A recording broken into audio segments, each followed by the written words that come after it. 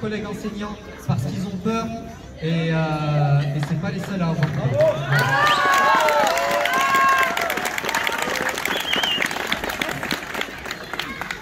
Merci, est-ce qu'on m'entend? Vous m'entendez là? Oui. Ok. Merci Mousseline que j'ai la chance d'avoir découvert grâce à cette manifestation et c'est quelque chose que j'aimerais souligner, c'est que grâce aux manifestations, ça me permet de rencontrer à chaque fois de nouvelles personnes, de belles personnes, incarnées, vivantes, qui ne se laissent pas intimider par les mesures de torture, maintenant j'ose le mot, que nous infligent nos gouvernements, nos autorités. Vous n'entendez pas bien? Comme ça, comme ça, comme ça, comme ça. Non, je crois que c'est les piles. Je mange, je mets comme ça. Là, c'est bon pour vous? Bon, moi, je vais faire comme la régie son, s'il vous plaît. C'est bon? Vous me dites, je vais faire comme avec mes élèves. Quand c'est bon, vous le faites comme ça. Quand c'est moyen, vous le faites comme ça. Quand ça va pas, vous le faites comme ça. Comme ça, je vous vois directement. Ok? Alors moi, je voulais commencer par remercier tous les militants, que ce soit en France, en Suisse, dans tous les pays qui se démènent comme de beaux diables, qui organisent des manifestations, des conférences, qui informent les personnes, qui organisent des pétitions et qui font signer des référendums. Par exemple, en Suisse, on a 2 référendums dont vous avez peut-être eu connaissance. Le référendum contre la loi antiterroriste qui désigne désormais toutes les personnes susceptibles d'influencer, d'orienter l'ordre étatique, elle qualifie ces personnes de terroristes aujourd'hui. Donc on fait signer un référendum pour que cette loi soit annulée. On a aussi la loi Covid-19 qui prolonge les mesures prévues dans la loi sur les épidémies pour la vaccination obligatoire en Suisse. Donc on a ces 2 référendums, on a encore la chance de pouvoir faire signer des documents pour s'opposer aux lois qu'on nous inflige. Donc un grand merci aux militants et un grand merci à vous aujourd'hui d'être là dans le froid.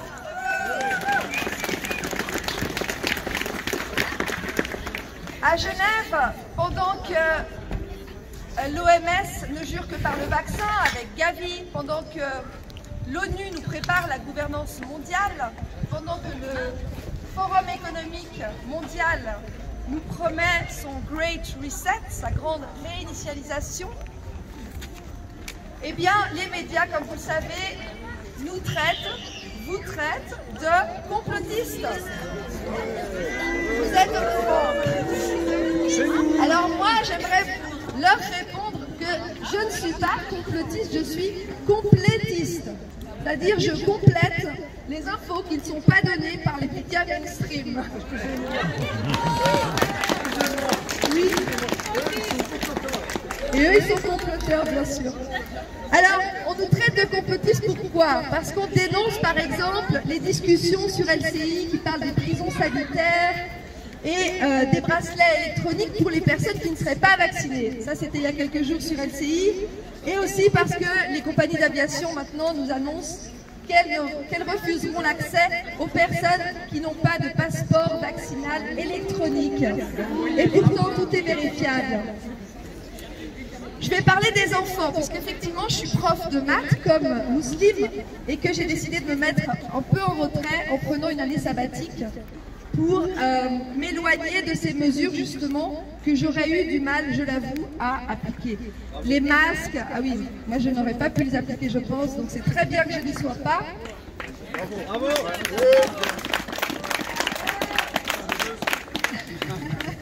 Oui, je ne serai pas solidaire avec cette mesure, désolée.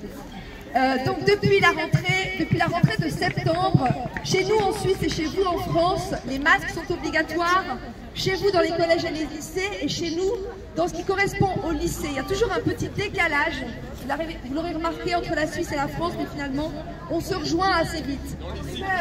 Alors justement j'y viens, ça c'était depuis la rentrée de septembre, mais depuis la rentrée d'automne du 28 de fin octobre, eh bien, les cycles d'orientation, ce qui correspond au collège en France, ont également l'obligation de porter le masque. Et ce qui est bien pire encore, depuis, on va dire, la rentrée de septembre également dans les crèches, les personnels qui s'occupent des enfants dans les crèches sont obligés, donc vous, merci d'être là, sont obligés de porter le masque, la muselière qui empêche les enfants d'apprendre, de lire les expressions affectives qui leur permettent de se construire.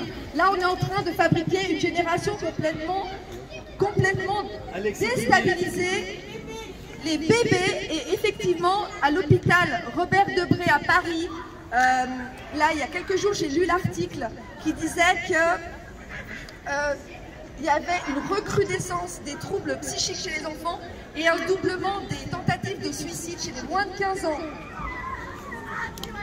Donc le sujet n'est pas anodin et il faut que les gens s'en rendent compte, que les parents réagissent. Pourtant, en Suisse, sur le site de l'OFSP, l'Office fédéral de la santé publique, il est écrit qu'aucun enfant, aucune personne entre 10 et 29 ans n'est mort du Covid. Où est la proportionnalité? On sait aussi que le Covid, c'est des petits rappels, des petits rappels de chiffres, mais apparemment les personnes ne les entendent pas, les personnes qui ne sont pas là aujourd'hui, les personnes qui sont devant leurs écrans de télé n'entendent pas, donc on va le répéter. Le Covid tue 6 fois moins que la cigarette, 7 fois moins que le cancer, 13 fois moins que les maladies cardiovasculaires. Est-ce qu'on empêche la vente des cigarettes, de l'alcool, des pesticides, des McDonald's? Bizarrement, en tout cas 3 parmi ces 4 que je viens de citer ont été ouverts pendant tous les confinements qu'on a subis.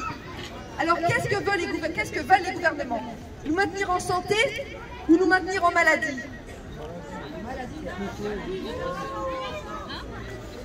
On en profite pour couler tous les petits commerces, parce que les grandes multinationales, celles-là, elles fleurissent. Les labos n'en parlons pas. Donc qu'est-ce que veulent nos gouvernements? Moi, c'est la question que j'aimerais poser aujourd'hui. Alors moi, je vis cette situation un petit peu comme un film. Je ne sais pas vous, j'arrive pas à intégrer toutes ces nouvelles mesures, cette nouvelle normalité dont parle l'ONU d'ailleurs, dont parle Trudeau au Québec, la nouvelle norme, the new normal, qui consiste à s'asperger de gel hydroalcoolique toute la journée. Au passage, il y a une étude du Missouri qui dit que ce gel provoque des cancers et permet un accès plus facile du bisphénol A à notre corps et donc provoque des dérèglements hormonaux. Donc comme ça, petite information au passage. Je ne m'habitue pas à la distanciation physique, je ne m'habitue pas au plexiglas, je ne m'habitue pas aux flèches en plastique dans les magasins, je ne m'habitue évidemment pas aux masques. Et ce que je trouve déplorable, ça c'est des témoignages que j'ai recueillis récemment de personnes qui travaillent en crèche, peut-être que nos amis ici pourront le confirmer, que les bébés, au début de ces mesures de masquage des adultes qui s'occupent d'eux, arrachaient les masques. Et que désormais, ils trouvent ça normal. Ils ne les arrachent plus. Qu'est-ce que ça signifie pour le conditionnement, quant au conditionnement psychique qu'on inflige à notre nouvelle génération, à nos enfants? Je ne m'habitue pas à ne pas donner de bisous, d'ailleurs je ne suis pas arrêtée.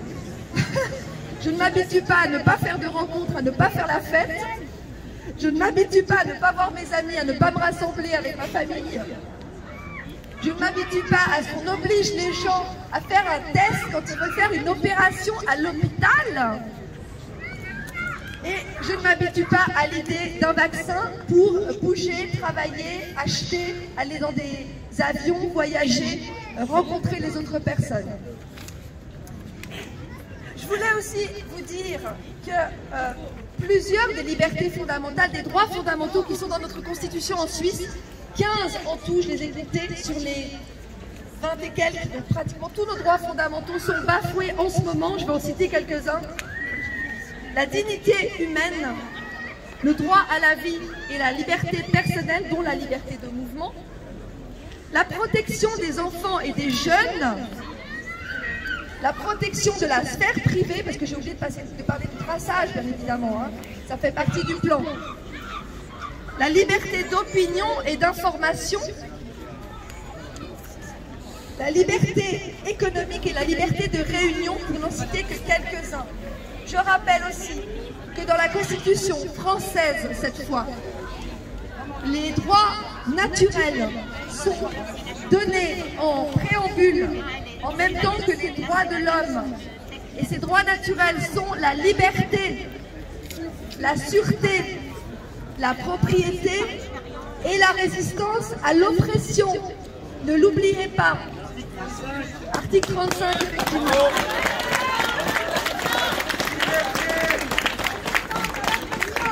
Donc, restons unis, déterminés, libres et cultivons, s'il vous plaît, la culture du doute. Je finirai par cette citation du complotiste bien connu Aristote, qui disait que le doute est le commencement de la sagesse. Merci à vous.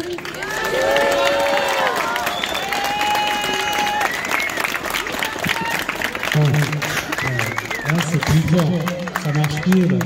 Ah, je suis désolé. Ah bah voilà, tu dois commencer. Il fallait suivre les plates. Nous, famille IEF, qui faisons l'instruction en famille, avons fait ce choix pour nos enfants et non contre la République. Ainsi, pour rappel, sachez que l'IEF a toujours fait partie du droit français, depuis l'obligation de l'instruction faite par Jules Ferry en 1882.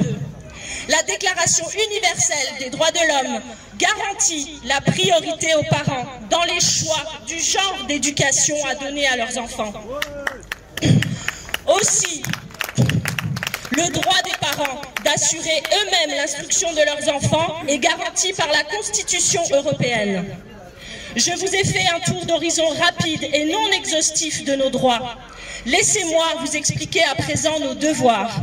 Le premier, fondamental et auquel s'attelle tout parent, IEF ou pas IEF, le devoir d'apporter à son enfant un environnement sain et propice à son bon développement cognitif notamment.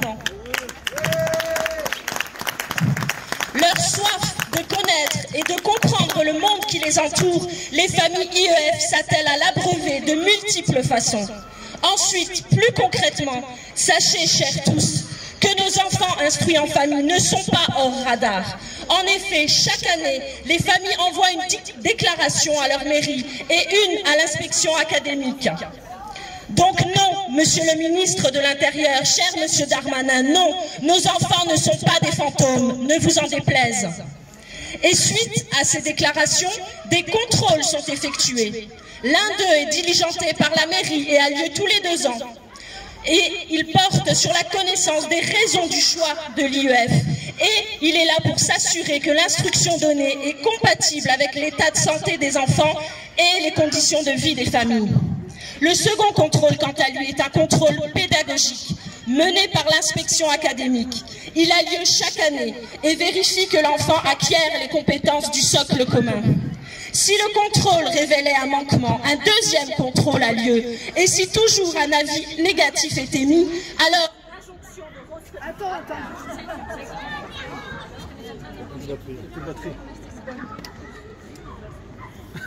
Déjà, je crois qu'il nous a laissé. Ma foi, j'ai une voix qui porte. T'as une voix qui porte, c'est parfait. Il n'y a pas de souci. Donc, une injonction de rescolarisation est alors émise. Et si jamais nous ignorons, eh bien nous encourons des sanctions pénales. Donc, notre ministre de l'Éducation lui-même a attesté en juin de cette année que l'arsenal législatif autour de l'instruction en famille permet un contrôle rigoureux. S'ajoutant à cela des divers renforcements de ce cadre législatif. Il ne marche plus, monsieur. En 2017, puis en 2019, avec la loi sur l'école de la confiance.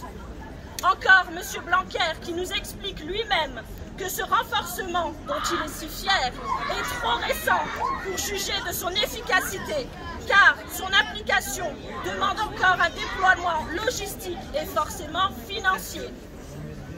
Nous refusons que notre droit et à plus forte raison nos enfants et leur bien-être soient sacrifiés pour les manquements de l'État à exercer correctement son devoir de surveillance.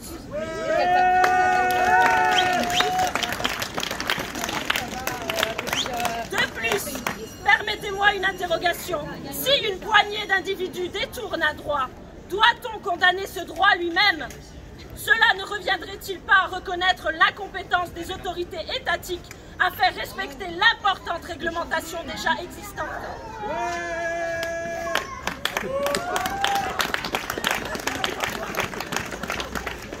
Parlons un peu de ces mentions faites d'enfants hors champ ou d'écoles clandestines. Ceci n'est pas en lien avec l'instruction en famille.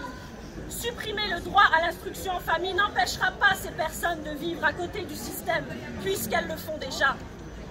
Et si l'on se tourne vers les chiffres et les rapports officiels, tels menés par la Miviludes, par des rapports sociologiques, notamment de M. Bongrand, on se rend compte qu'on est loin, bien loin des idées, des fantasmes, devrais-je dire, véhiculés par les médias et certains de nos gouvernants. Ce qui a pour conséquence de jeter l'opprobre sur une partie des citoyens, ceux qui choisissent l'instruction en famille, et encore plus spécifiquement les familles de confession musulmane. Savez-vous que les enfants instruits en famille représentent moins de 1%, plus précisément 0,4% du total des enfants en âge d'instruction? Et ces familles qui se placent à côté du système, elles représentent moins de 1% de ce 0,4%. Donc oui, il faut être ferme et condamner ceux qui dérivent, mais pas en pénalisant tous les citoyens honnêtes. Donc maintenant que l'argumentaire officiel du gouvernement tombe, je vous le demande, chers tous, de quoi est-il question? Qu'est-ce qu'on veut pour nos enfants? Quel pouvoir on veut avoir sur eux et qu'on veut nous enlever à nous? Car oui, je l'ai déjà dit, nos enfants ne nous appartiennent pas, ils sont des êtres humains à part entière, mais ils n'appartiennent pas à ces gouvernants non plus, surtout pas.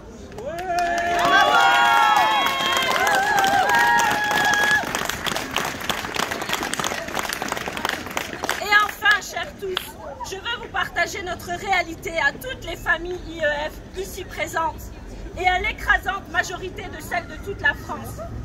Nous invitons nos enfants à découvrir le monde sous toutes ses formes. Nous ne sommes pas reclus dans nos maisons. Notre quotidien est rythmé ici par des CPC, des cours par correspondance, là par une pédagogie alternative, là encore par des apprentissages autonomes.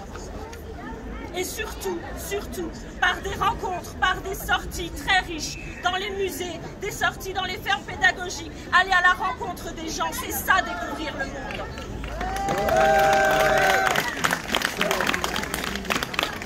Ainsi, la réalité de l'instruction en famille n'est pas celle décrite par M. Macron.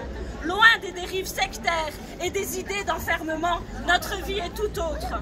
Les parents instruisant eux-mêmes leurs enfants respectent et incarnent les valeurs de la République. Nous transmettons ces valeurs à nos enfants aussi parce qu'elles sont universelles et intemporelles, porteuses d'épanouissement personnel et collectif dont nous sommes fiers. Vous seriez surpris de voir à quel point l'IEF embrasse justement les valeurs de liberté, d'égalité et de fraternité. Et je laisserai le mot de la fin à Victor Hugo. Sauvons la liberté sauve le reste. Merci.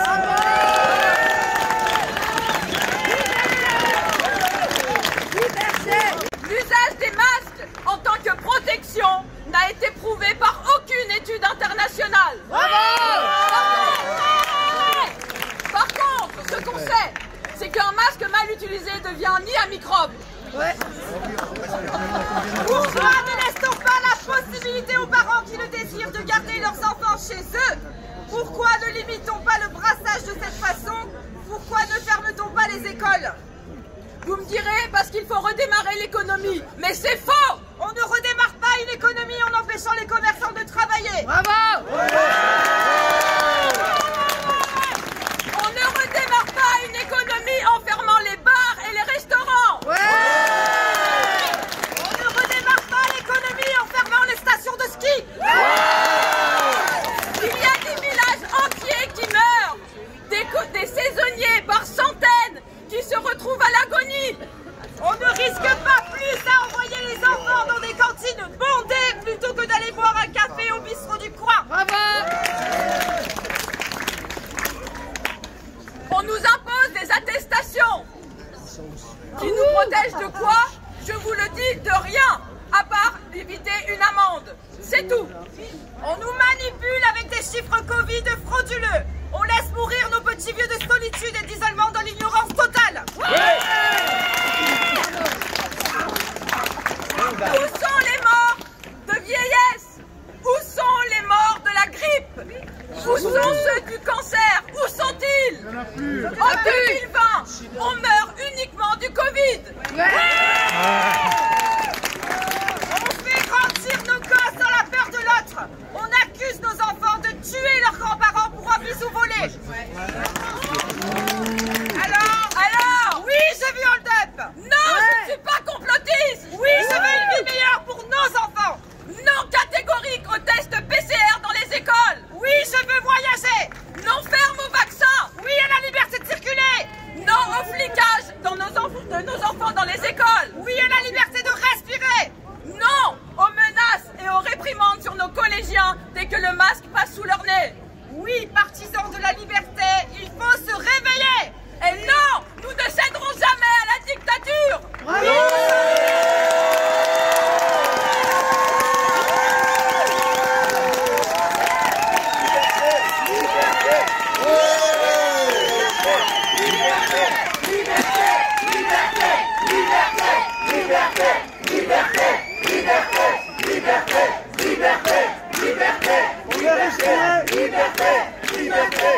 Oui, nous sommes réellement en guerre. Une guerre de l'information, une guerre virtuelle, une guerre des droits individuels.